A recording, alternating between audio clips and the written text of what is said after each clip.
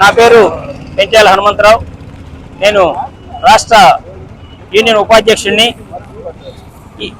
మేము 2019లో ఇచ్చినటువంటి HR policy అంటే 36 జీవోని అమలు చేయాలని చెప్పి అనేక పర్యాయాలు ధర్నాలు సమ్మెలు చేసాము.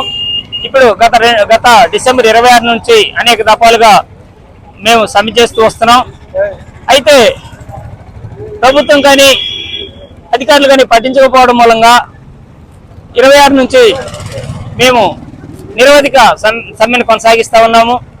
ముఖ్యంగా సహకార సంఘాల్లో 36 జీవోని అమలు చేయాలని, అదేవిధంగా సహకార సంఘాల్లో 2019 తర్వాత జరిగినటువంటి ఉద్యోగుల్ని రెగ్యులర్ చేయాలని, సహకార సంఘాల్లో జీవో 36 ప్రకారం ప్రతి 5 సంవత్సరాలకు ఒకసారి పే రివిజన్ జరగాలి కాబట్టి 2019-24 పే రివిజన్ ని అమలు చేయాలని, సహకార సంఘాల్లో డ్యూటీ పొద్దుల్ని రద్దు చేయాలని, సహకార సంఘాల్లో కెపాసిటీ పే నిబంధనని తొలగించాలని, అదేవిధంగా సహకార సంఘాల్లో 2 లక్షల గ్రాట్యుటీ సీలింగ్ రద్దు చేసి గ్రాట్యుటీ చట్టాన్ని అమలు చేయాలని, సహకార సంఘాల్లో పనిచేసే ఉద్యోగులకు 5 లక్షలకు తగ్గకుండా బీమా సౌకర్యాన్ని కల్పించాలని, అదేవిధంగా సహకార సంఘాల్లో పనిచేసే ఉద్యోగులకు 20 లక్షలకు తగ్గకుండా టర్మ్ పాలసీని అమలు చేయాలని, సహకార సంఘాల్లో షేర్ హోల్డర్గా ఉన్న రైతులకు వారి షేర్ ధనం మీద 6% డివిడెండ్ని ఇవ్వాలని మేము దీర్ఘకాలికంగా పోరాడుతూ ఉన్నాము.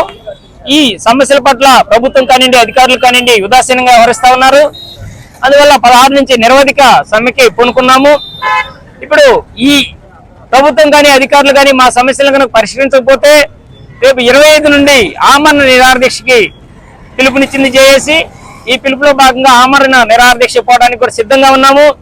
అయితే దీనివల్ల ప్రభుత్వం ఆ రైతులు ఇబ్బంది పడతా ఉన్నారు. ఎందుకంటే రైతులకి ప్రొక్యూర్మెంట్ టైం ఇది. మేము కనుక సహకార సంఘాలు కొనుగోలు మొదలుపెట్టకపోతే దళారీ బారిన పడి వారు నష్టపోతారు.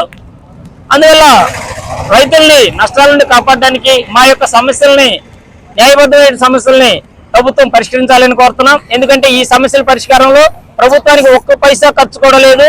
మా సంఘాలు బ్యాంకుల ఆప్కాబ్ నుండి మేము జీతాలు తీసుకుంటాం కాబట్టి ప్రభుత్వానికి ఆర్థికపరమైన భారాలు ఏమి లేవు. అందువల్ల సమస్యలను పరిష్కరించమని మేము కోరుతా ఉన్నాం.